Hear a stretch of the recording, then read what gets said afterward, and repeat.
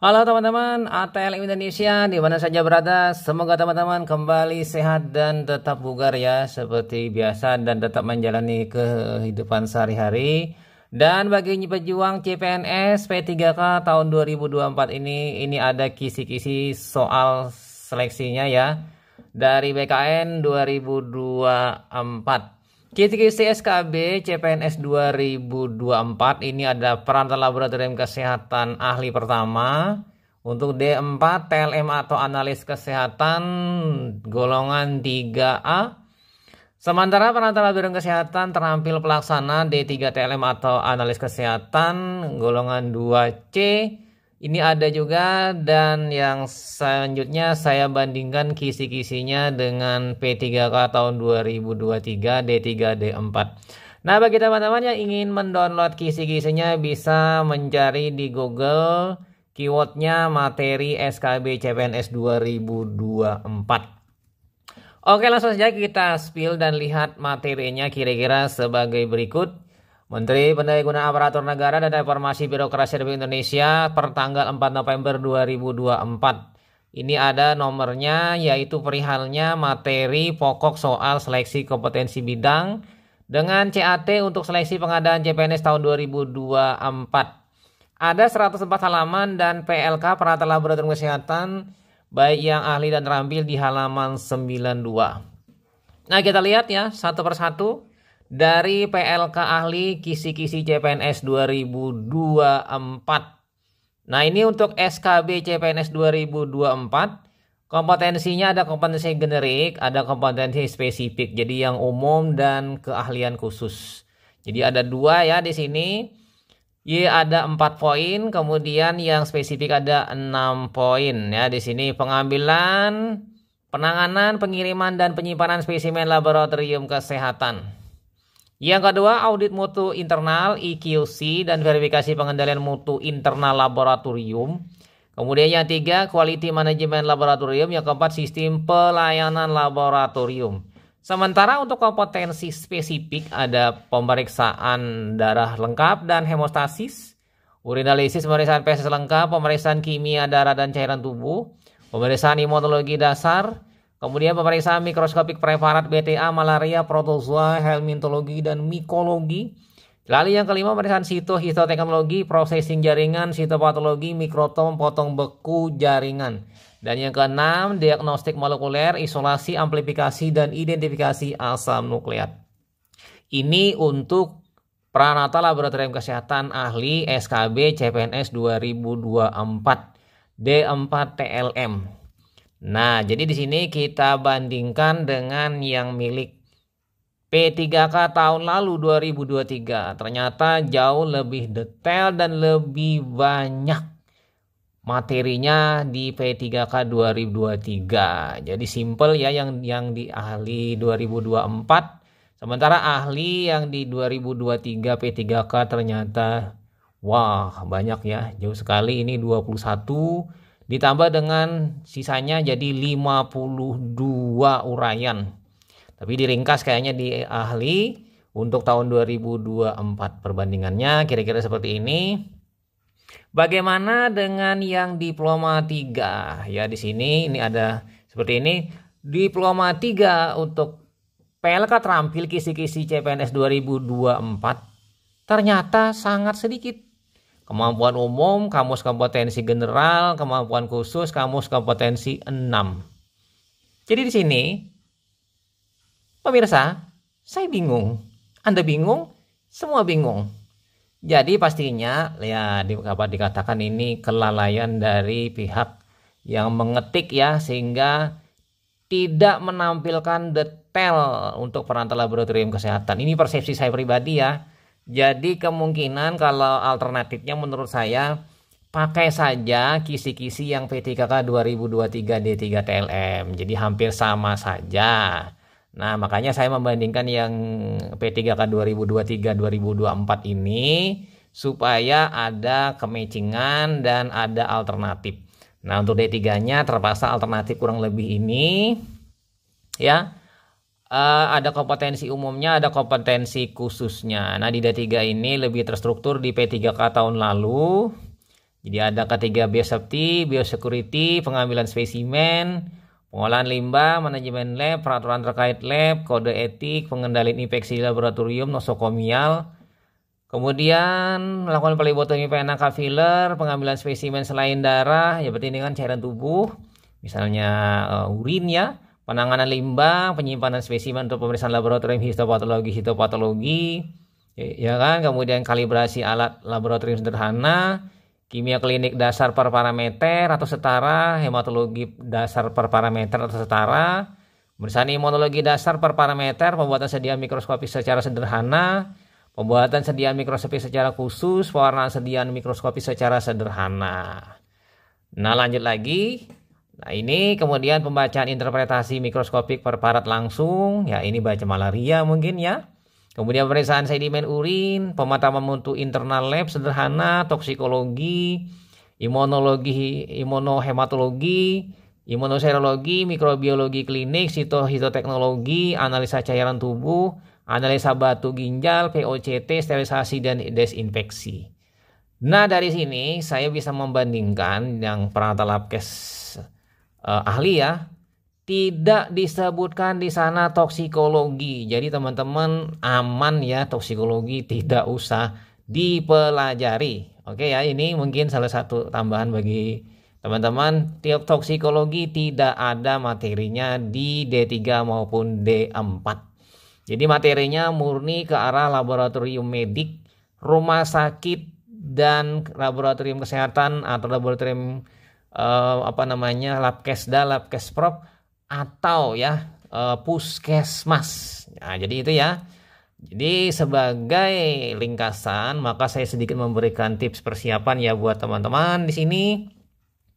Pertama, siapkan materi-materinya kurang lebih sebagai berikut. Nah, sebagai andalannya pertama, teman-teman pastikan teman-teman sudah selesai membaca praktik laboratorium yang benar GLP 2008 ya, download saja kalau belum ada.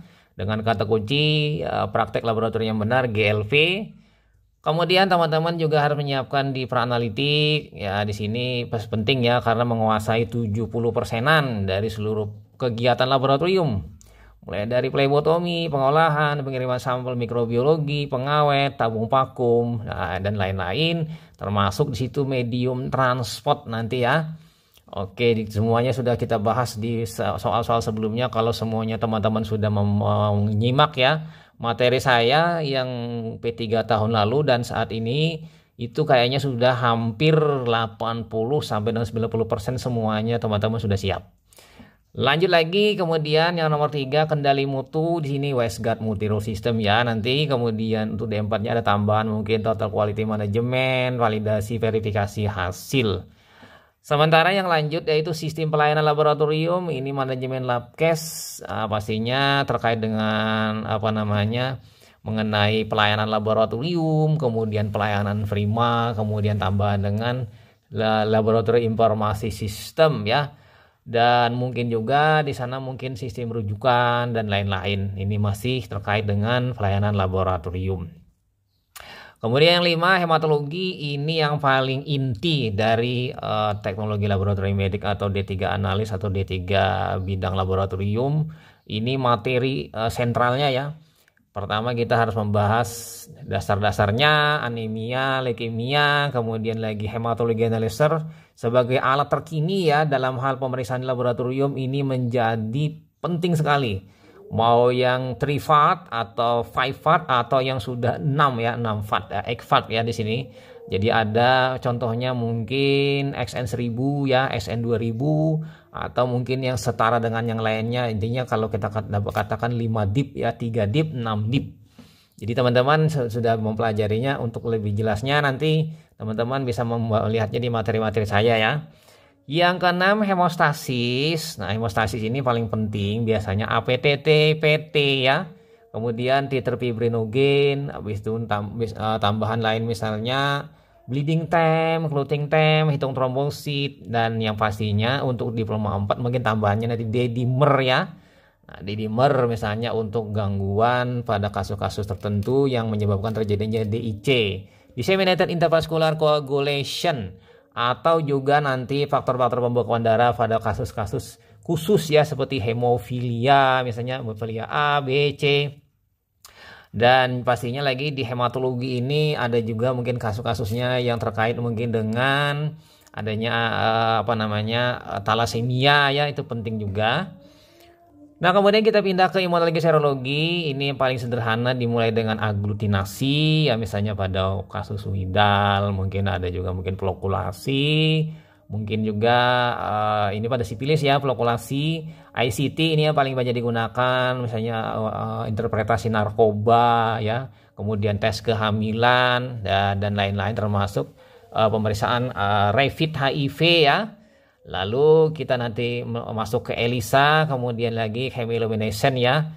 Nah, ini penting sekali, dan yang terbaru di sini adalah chemiluminescence, mungkin ini kedalamannya mungkin ke arah D4 ya. ELISA, Engine Linked Immunosorbent Assay, atau EIA bisa juga dikatakan seperti itu. Kemudian kira-kira itu saja mengenai imunologi serologi, mungkin ada tambahan-tambahan lain.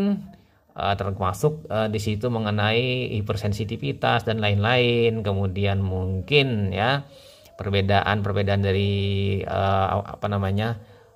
aglutinasi, flokulasi ya, kemudian CFT, complement fixation test, walaupun itu sudah lama ya.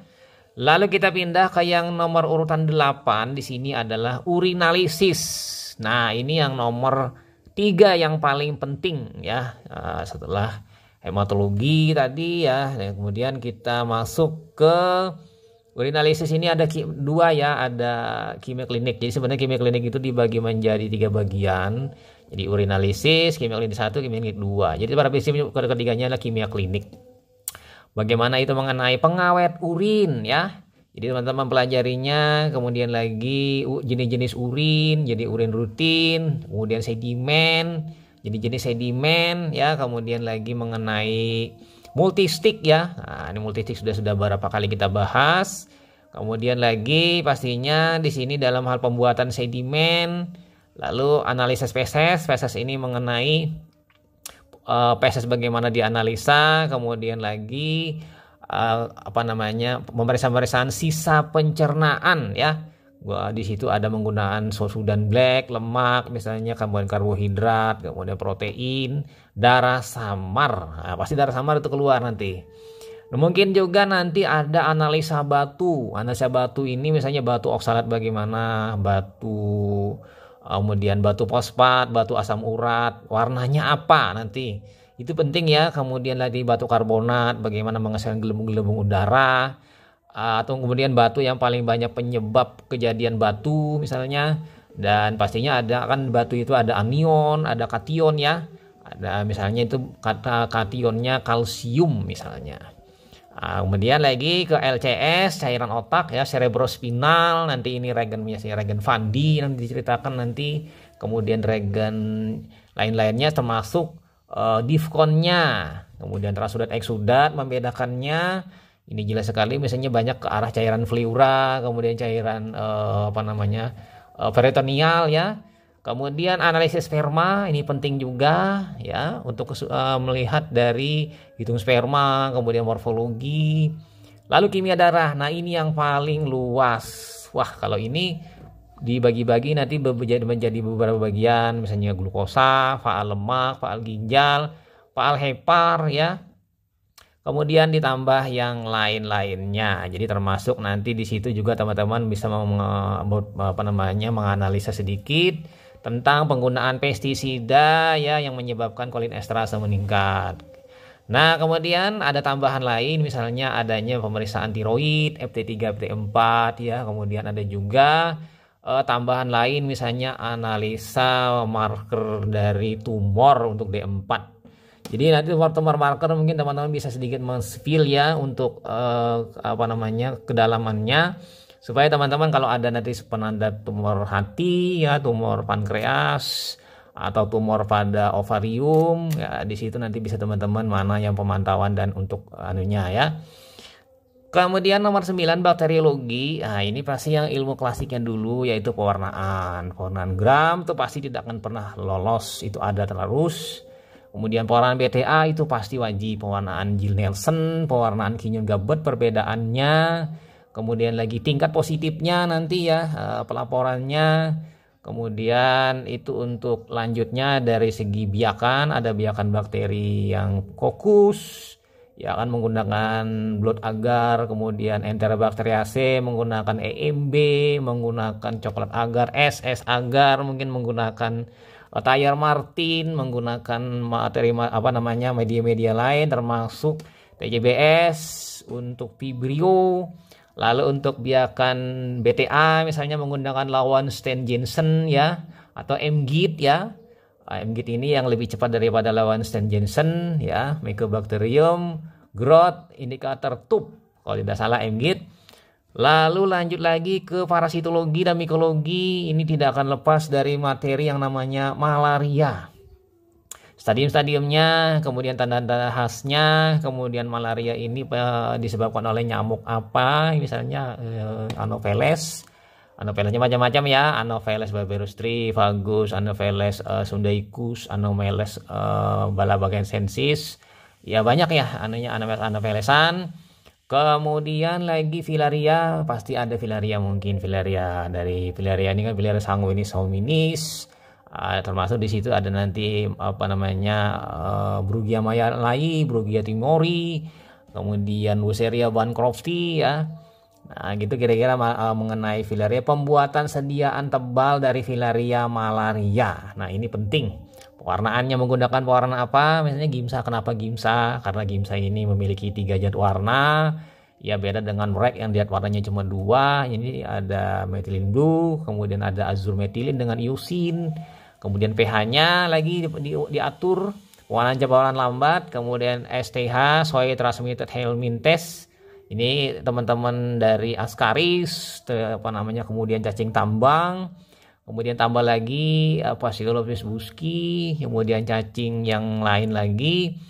Ya pastinya ini penting sekali ya, terutama soil transmitted Helminth test. Lalu jamur, dermatopita, non dermatopita, nanti ya Malassezia furfur ya, kemudian jamur Microsporum, kemudian ada jenis Tinea tineaan, Tinea pedis, Tinea cruris, Tinea corporis ya kan. Dari sini kemudian lagi ada hidra ya, hidra forta, kemudian ada lagi jamur yang menginfeksi misalnya pada kuku, nanti itu paling banyak khas ya.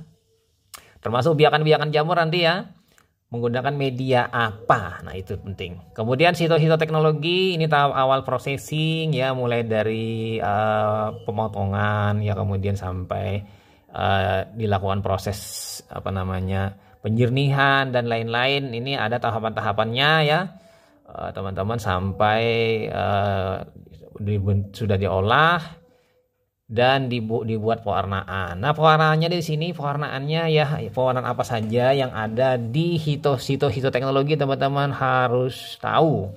Warna inti sitoplasma diwarnai dengan hemotoksilin Harris, misalnya. Papa Nicolo bagaimana? Kemudian mikrotom, jadi jenis mikrotom, ada kan mikrotom yang sederhana, kemudian mikrotomnya yang mikrotom khusus. Kemudian berapa sayatannya yang ketebalannya. Kemudian lagi potong beku untuk sito, ini menggunakan gas apa, kemudian tekniknya berapa ya. Kemudian jenis-jenis pewarnaan ya tadi ya. Lalu kita pindah ke yang 12, ini khusus dengan D4, diagnostik molekuler ya. Ini isolasi, amplifikasi, analisis DNA RNA ya, ini asam nukleat. PCR yang paling penting, tahap-tahapan dari PCR, kemudian lagi nanti TCM, ialah CT ya, di situ CT-nya CT36, CT40, kemudian probe-probenya NAT, dan pastinya di sini suhunya, suhu pada saat didinginkan, kemudian dihangatkan pada saat siklus-siklus dari PCR ya, ini penting sekali. Dan teknik pembacaannya termasuk nanti mungkin ada juga disinggung mengenai PCR COVID-19. Nah, kira-kira itu saja teman-teman tips persiapan buat teman-teman materi-materinya untuk persiapan menghadapi seleksi SKB CPNS 2024. Nah, semangat ya buat teman-teman yang pejuang nomor induk pegawai NIP. Semoga mendapatkan kelulusan. Jadi kira-kira itu saja Dan mungkin beberapa hari ke depan saya mungkin akan membuat soal terkait dengan kisi-kisi. Jadi kalau untuk ahli D4 ini sudah terpetakan, kalau D3 saya terpaksa mengambil punya P3K tahun lalu. Oke ya, itu saja teman-teman. Semoga bermanfaat bagi teman-teman sebagai sharing dulu untuk kisi-kisinya. Sampai jumpa di video selanjutnya. Saya Marley pamit. Bye.